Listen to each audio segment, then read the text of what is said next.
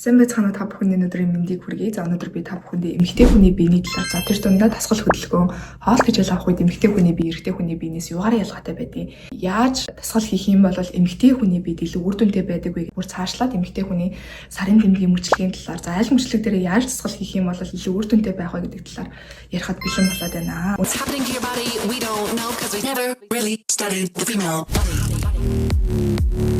Өнөөдрийн ярих гэж байгаа зүйл манлаад ирэхээр доктор Стейси Симс гэдэг хүний судалгаан дээр үндэслэж ярьж байгаа зүйл. За доктор Стейси Симс маань 1973 онд Америкийн цэргийн гэр бүл төрсэн юм эмэгтэй байгаад багасаа маш атлетик байсан гэж өөрийгөө бол ярьдаг. Википедиагаас хайгаад олоогүй ч гэсэндээ би доктор Стейси Симсийн нэг ярилцлагыг үзчихсэн чинь өөрөө юм сиблингтэй гэж ярьжсэн. За сиблинг гэхээр англи хэлэн дээр ах юм уу дүү хэлдэг шүү дээ тий. Тэр дүү юм уу их чинь аягүй хичээлээ хийдэг байсан. Тэгмэд манай Стейси маань аягүй спортоор хичээлдэг. Тэгээд мэрэгжлийн дугуй унагч байсан. За тэгээд тэрүүгээрээ ч гэсэндээ аягүй олон тэмцээн оролдоонд орж байр эзэлж байсан юм мундаг эмэгтэй юм билээ. Бакалавр болон мастрынхаа зэрэгээ дасгал хөдөлгөөн бие болон бодисын солилцооны чиглэлээр хамгаалсан болол докторийн зэрэгээ яг энэ чиглэлээрээ гэхдээ эмэгтэй хүмүүсийн бие дээр тулгуурлаж хийсэн байдаг. Доктороо хамгаалсны дараа дахиж өөрийнхөө эрдэм шинжилгээнийхээ ажлаа гүнзгийрүүлж бас яг энэ чиглэлээрээ Stanford X руу хамгаалсан байдаг. Purpose. We did the same training as the men, the same race schedule as the men. Basically, we were training like men. But there were times when we were flat in the boat, even though we had the same recovery and the same training schedule as the men. And it really kind of started really getting under my skin a bit, going, what's going on? And we started looking at the results, and it was really interesting to see my results showing that in the first trial, I was using a lot of fat as fuel, which is great because you have an opportunity to go for a long time.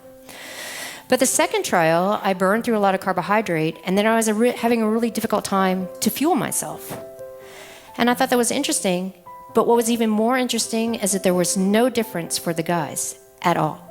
Стейси маань болохоор мэрэгжлийн завь сэлүүрчүүд тийм атлетик амьд явсан юм шиг байгаа. Тэр камп дээр болохоор мэдээж маш спортлог хүмүүс байгаа юм чинь маш хатуу тийм дэглэм барьдаг. Өглөө дэлгэн дээрээ гар оршидгүйгээр эрэгтэй хүмүүсийн яаж хийдэг тийм дэглэмтэйгээр дасгалаа хийдэг тийм газар байсан. За тэгсэн чинь эхний өдөр бол яг эрэгтэйчүүдийн зэрэгцээл аягүй гоё ирч хүчтэй босоод дасгалаа хийгээл нөгөө хоолны дэглэмээ яг тэднэр шиг нь хийгээл ингээ явж исэн чинь маргааш нь нэхлээд аягүй их ядарч эхэлж байсан. Байнгын өөрсдийнхөө биенээс ингээ судалгаа шинжилгээ авч байгаа шүү дээ тий. Тэгэнгүүт эрэгтэйчүүдийнх нь булчингийнхаа масны хэмжээ лөө ингээ хөгжөөд хахад Стейсигийнх эсрэгээрээ ерөөсө хөгжихгүй нэг төвшөндөө байгаад байсан. So I asked, I was like, well, why is this? And the response was, women are an anomaly. So we don't necessarily study women in sport nutrition or exercise science.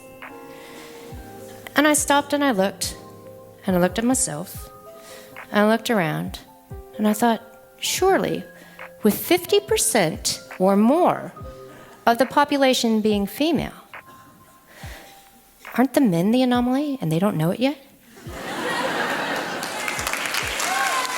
Тэнгүүд Стейси маань бодож ирсэн юм байл. Ерөөсөө л энэ дэглэмтэй холбоотой юм байна гэж энэ сэдвэрээ судалгааны ажил хийж эхэлсэн байдаг. Энэ чиглэлээр ерөнхийдөө судалгааны ажил хийдэг хүмүүс бол маш ховор байдаг. Машин үйлдвэрлэх компаниуд машина туршихтаа тийм хүн шиг бүтээсэн тийм дамын хөглөөнийг машиндаа суулгангууд янз бүр ингээ осол хийл гэж үзээл. Тэр их бэрчжсэн бэ гэдгийг ингээ үздэг те. Тэгэнгүүт тэр дамын хөглөөнүүд нь 180 см өндөр 90 кг жинтэй байдаг. Эрэгтэй хүний биений бүтэц дээр тулгуурлаж тэр дамын хөглөөнүүдэд бийдгээ гэсэн. Сайхан 2025 онд хамгийн анхны эмэгтэй дамын хөглөлтийг бүтээсэн байдаг. Тэ хүний бие ямар судлагдаагүй байдаг вэ гэдгийг та бүхэн харж болох юм. Ийм судалгаа байт юм байна л да. Машины осолдох үед эмэгтэй хүн 47%-аар илүү бэртдгээ гэсэн. Ягаад гэх юм бол яах нь тэр дамын хөглөлтөнүүд нь эрэгтэй хүний бие дээр илүү тулгуурлаж бүтээгдээд байна шүү дээ. Тэр одоо тормосны байрлал, тэр өрүүлний байрлал, тэр суудлын байрлал гэх мэтчлэн бүх зүйлтэй холбоо хамааралтай байдгийг бол харж олно. Судалгаан дээр Стейси маань одоо эмэгтэй хүний мацаг барихад одоо эмэгтэй хүний бие ямар үр гэдгийг, дасгал хийхэд ямар үр байдгийг, эмэгтэй хүн ямар насандаа ямар хөдөлгөөнүүдийг хийх ёстой байдгийг, дээрээс нь эмэгтэй хүн одоо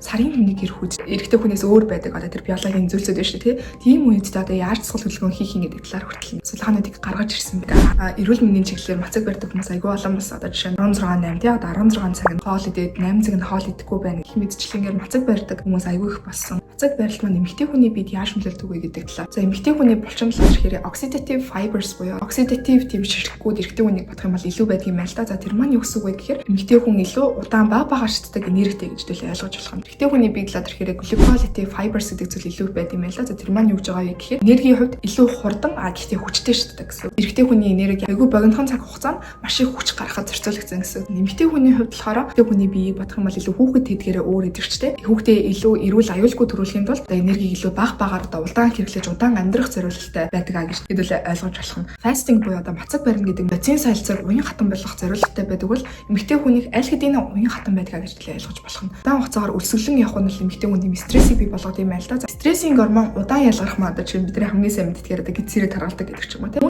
And holding that fast for a long period of time increases cortisol. But then when we look from like a hypothalamic point of view and we're looking at how the brain reads it, so we know that there's one area of kisspeptin neurons in the brain for men, but there are two for women. So the two areas are distinct, where one controls appetite and luteinizing hormone, and the other one is looking at estrogen and thyroid. Члэн стрессийн гормон удаан ялгарх нь юунд нөлөөлдөг вэ гэхээр за хүний биед болохоор kisspeptin гэдэг уураг байдаг. За тэр маань юу вэ гэхээр хүний тархины hippocampus эзэгт байрладаг kisspeptin ялгаруулдаг мэдрэлийн эсүүдээс ялгарч одоо бэлгийн божил сарын тэмдгийн мөчлөгөөс эхлээд давраад идэвхжүүлдэг. За тэгэнгүүт одоо энэ kisspeptin гэдэг нь болохоор эрэгтэй хүний биед нэг байдаг бол эмэгтэй хүний биед хоёр байдаг. Цэг барингууд бидний биед стрессийн тэр одоо кортизол гэдэг тэр давар ялгарч байгаа гэж байна шүү дээ. Кортизол удаан ялгарнгууд тэр kisspeptin нөлөөлөд эхэлдэг. За kisspeptin юу болдог вэ гэхээр бид нэр сарын тэмдгийг алдаж эхэлдэг. Бид нэр ямар нэгэн судалгаа шинжилгээгүйгээр цэг удаан хугацаагаар барих нь яах нь эмэгтэй хүний биед эрэгтэй хүний биеийнхээс өөрөөр нөлөөлдөг гэж ойлгож болох нь. Дараагийн ярих зүйл маань талаад ирэхээр өглөө үлээлхэн нэрээ дасгал хийх. За тэгвэл эмэгтэй хүний хувьд түрүүний ярьсанчлан өглөө үлээлхэн нэрээ дасгал хийж болохгүй. Өглөө хэдүүлээ 15 г уураг идэж өөрийнхөө биедээ одоо тэр шатхууныг бий болгосныхаа дараа дасгал хийх ёстой. 15 г уураг гэдэг маань талаад ирэхээр бүхэл бүтэн том өглөөний цай гэсэн үг юусоо биш. Өндөг овёс байж болно. Эсвэл тэгээ йогурт гойдол байж болно. Би юу иддэг вэ гэхээр юм тунаа байдаг. Тэр тунаа маань болохоор нэг савндаа нэг 29 г бүр уурагтай байдаг. Тэр тунаанаас талын ч юм уу жоохон идчихэд ингэ дасгалаа хийдэг. Үгүй бол нөгөө кортизол маань дасгал хийж байх хугацаанд ялгараад буцаад бидний даварт нөлөөлдөг гэж ойлгож болох юм. Дасгал хийсний дараах юм нөхөн сэргээгдэх цонх байдаг. Эмэгтэй хүний хувьд болохоор 2-оос 3 цагийн дотор ингэ хоол идэж өөрийгөө сэргээдэг бол эмэгтэй хүний хувьд энэ манд 40-45 минут байдаг.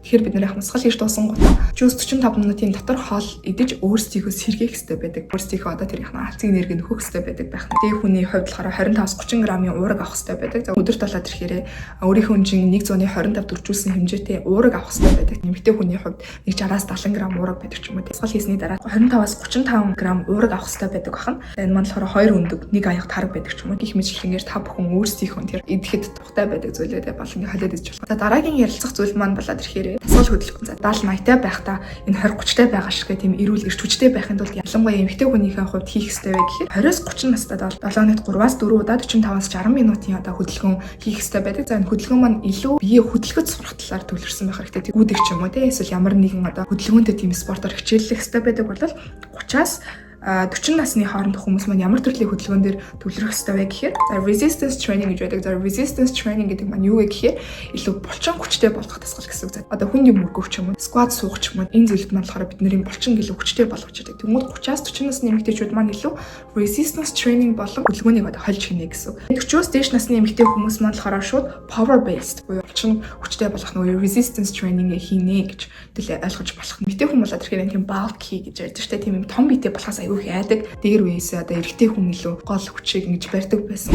Учраас эмэгтэй хүн нөгөө талаараа илүү бага орон зай эзлэхээр кодлогдсон байдаг гэж төлөө ойлгож байна. Тийм учраас илүү эмэгтэй хүн жижигхэн биетэй байх хэрэгтэй, туранхай байх хэрэгтэй, гоолыг байх хэрэгтэй гэж ярьдаг. Стейси маань эмэгтэй хүн булчинтай эрүүл байснараа урт удаан наслах учраас энэ body positivity-г ингээд түгээ гэдэг. Эмэгтэй хүний юм эзэлж байгаа байр суурь ч гэсэн илүү сайжирж байгаа гэдэгт аль би итгэдэг. Энэ төрлийн мэдээллүүдийг хэдүүлээ түгээж би талаар илүү мэдээлэлтэй болсноор нийгмээс эмэгтэй хүний бие дээр байдаг тийм судалгаануудыг шаарддаг ч юм уу. Дэвшлүүдийг хэдүүлээ хийж болно гэж бодсон учраас ч гэсэн би энэ сэдвийг ярьж байгаа. Дэвшлүүдийг хэдүүлээ сарын тэмдгийн талаар ярилцъя. За сарын тэмдэг гэдэг манлаад ирэхээр мэдээж маш өргөн хүрээний сэдв. Эмэгтэй хүн болгох бол өөр ингэсэн юм сайклтай. Доктор Стейси маань юу гэж зөвлөсөн байдаг вэ гэхээр эмэгтэй хүний бие бол маш ухаалаг 10 нотын дүрм гэж дүрм хэлж өгдөг. За тэр маань юу вэ гэхээр сэрэнгүүтээ өөрийнхөө биеийг 10 ажиглаа гэж. Хэрвээ таны бие танаас үнэхээр басмааргүй хөдөлгөөн хиймээргүй санагдах юм бол тэр өдөр амрах эсвэл илүү хөнгөн дасгал хийхийг бол зөвлөдөг. Тийм ингээд үдсэн ч гэсэндээ би өөртөө үнэнч байх гэдэг. Би өнөөдөр ингээд цэцгэлээд тасалчих юм бол